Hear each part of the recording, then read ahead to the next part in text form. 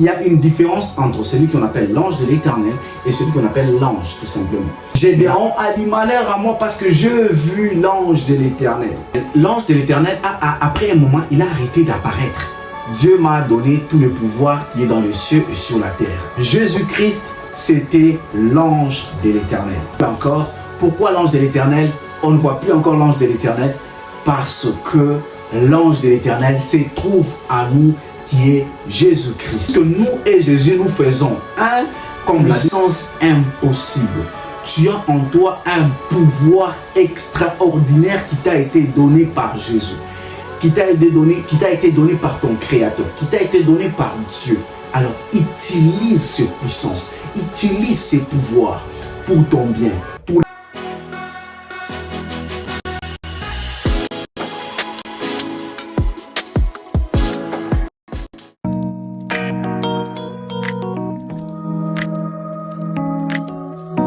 Hey, shalom bien-aimés dans les Seigneurs, que Dieu vous bénisse encore, que la paix du Seigneur Jésus-Christ de Nazareth soit encore avec vous.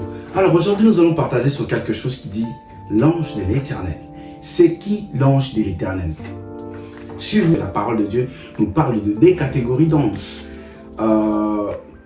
Selon les anges messagers que Dieu envoie, vous allez comprendre que la Bible nous parle de deux catégories d'anges. Premièrement, ça nous parle de l'ange de l'Éternel. Deuxièmement, ça nous parle de l'ange tout simplement. Il y a des fois où on parle de l'ange de l'Éternel et il y a aussi des fois où on parle de l'ange tout simplement. Je vais donner quelques versets auxquels on a parlé de l'ange de l'Éternel.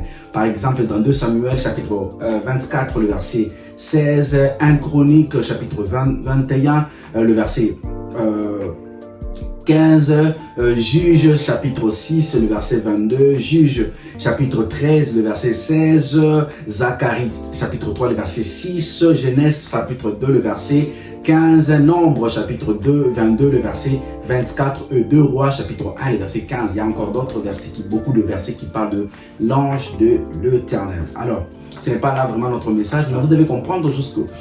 Il y a une différence entre celui qu'on appelle l'ange de l'Éternel et celui qu'on appelle l'ange, tout simplement. Maintenant, mon intervention d'aujourd'hui, je vais juste parler de l'ange de l'Éternel, pas de l'ange simplement. Mais si je peux glisser quelque chose sur la différence entre l'ange de l'Éternel et l'ange tout simplement, d'abord vous devez juste comprendre que celui qu'on appelle l'ange de l'Éternel, c'est juste un ange qui vient avec une représentation de Dieu. C'est juste un ange qui vient avec une représentation de Dieu et il est chargé d'un pouvoir. Il agit comme si c'était Dieu. C'est celui qu'on appelle l'ange de l'Éternel. Mais celui qu'on appelle l'ange tout simplement, c'est juste un messager. Il vient juste pour accomplir quelque chose. Je vais donner un exemple biblique bien sûr, où on voit Abraham avec Sarah qui ont accepté de recevoir les 3 anges qui partaient pour brûler Sodome et Gomorrhe. Alors quand ils les ont reçus, c'était des anges. Ils ont mangé, après avoir mangé tout, ils ont déclaré dans la vie de Sarah qu'elle aura l'enfant.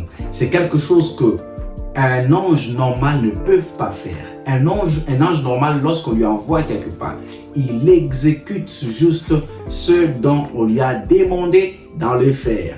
Mais lui, il n'a pas l'accès ou le pouvoir de faire de choses. Je vais encore lire dans un livre ou pour encore vous faire très bien comprendre ceci. Juge chapitre 6, le verset 22 à 23. La Bible dit ceci. Gédéon, voyant que c'était l'ange de l'Éternel, dit: malheur à moi, Seigneur éternel, car j'ai vu l'ange de l'Éternel face à face. 23. Et l'Éternel lui dit: sois en paix, ne crains point, tu ne mourras pas. Amen. Or, nous tous on sait que c'est quand on voit Dieu qu'on meurt, ce n'est pas quand on voit l'ange. Mais ici vous allez comprendre que Gédéon a dit malheur à moi parce que j'ai vu l'ange de l'Éternel. Et lorsque vous lisez 23 dit l'Éternel lui dit. C'est que lui il a vu, c'était l'ange de l'Éternel, mais on a dit l'Éternel lui dit. Ça veut dire c'est l'ange qui parlait, mais la Bible est en train de dire que c'est l'Éternel qui a dit. Pourquoi? Parce que cet ange, appelé l'ange de l'Éternel, il vient avec l'identité de Dieu. Il vient avec cette responsabilité de Dieu. Il vient avec ce pouvoir de Dieu. Amen. Alors, il est différent de celui qu'on appelle juste ange. Jean 6, 56. Jean 6, 56, la Bible dit ceci. celui qui mange ma chair et qui boit mon sang demeure en moi et je demeure en lui. Amen. Celui qui mange ma chair et boit mon sang, il demeure en moi et moi je demeure en lui. Là, c'est qui parle? C'est Jésus-Christ qui est en train de parler. Alors, vous allez bien comprendre qu'après un moment, celui qu'on appelle l'ange de l'Éternel n'apparaissait pas.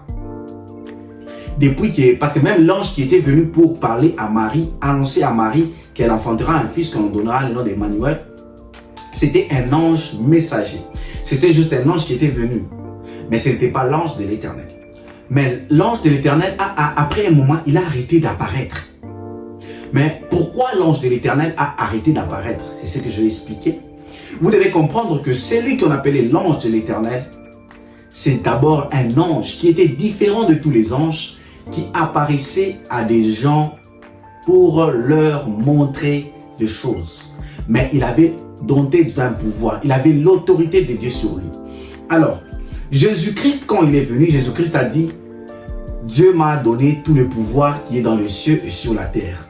Autrement dit, Jésus-Christ, c'était l'image de Dieu dans la chair humaine. Ce qui veut dire, Jésus-Christ, c'était l'ange de l'Éternel qui était venu à l'image de Dieu pour que le monde puisse voir qui est Dieu, pour que le monde puisse comprendre bien la vision de Dieu. Alors, l'ange de l'Éternel, c'était Jésus. Maintenant, quand le livre de Jean, chapitre 6, le verset 56, la Bible est en train de nous dire que celui qui mange ma chair et boit mon sang, il demeure en moi et moi je demeure en lui. Ce qui veut dire, quand on a reçu le Seigneur Jésus-Christ comme notre Seigneur et Sauveur, quand on a mangé la table du Seigneur, qui est la Sainte Seine, on a mangé on a bu le sang de Jésus, on a mangé le corps, la chair de Jésus, Jésus-Christ est en nous. Alors, puisqu'il est en nous, l'ange de l'Éternel ne va plus encore apparaître, mais l'ange de l'Éternel est en nous. Ce qui veut dire, pourquoi l'ange de l'Éternel n'apparaît plus encore? Pourquoi l'ange de l'Éternel, on ne voit plus encore l'ange de l'Éternel? Parce que l'ange de l'Éternel se trouve en nous, qui est Jésus-Christ. Alors, parce que Jésus-Christ est en nous, on n'a plus besoin de chercher l'ange de l'Éternel, mais nous sommes les anges de l'Éternel. Alors, regarde ton entourage. Traite bien les gens qui sont autour de toi, car ce sont les anges de l'Éternel. Quand Dieu a donné à l'homme tous les pouvoirs que Jésus avait, nous aussi, nous les avons. Pourquoi? Parce que Jésus-Christ demeure en nous. Et parce que Jésus-Christ demeure en nous, nous avons aussi les pouvoirs qui étaient en Jésus. Donc, ce qui veut dire, les pouvoirs qui étaient en Jésus, c'est les pouvoirs que l'ange de l'Éternel avait. Donc, ce qui veut dire, Jésus-Christ est l'image de l'ange de l'Éternel. Et nous sommes en Jésus. Et Jésus-Christ est en nous. Plus que nous et Jésus, nous faisons un. Comme la Bible le dit, 1 plus 1 égale à 1, ce qui veut dire, nous et Jésus, nous représentons une personne parce que nous avons mangé la chair de Jésus et nous avons bu de son sang. Nous sommes un avec Jésus et parce que nous sommes un avec Jésus, les pouvoirs que l'ange de l'Éternel avait, nous aussi nous avons. Donc, prends bien soin de ton entourage parce que toi et les gens qui sont dans ton entourage, ce sont les anges de l'Éternel.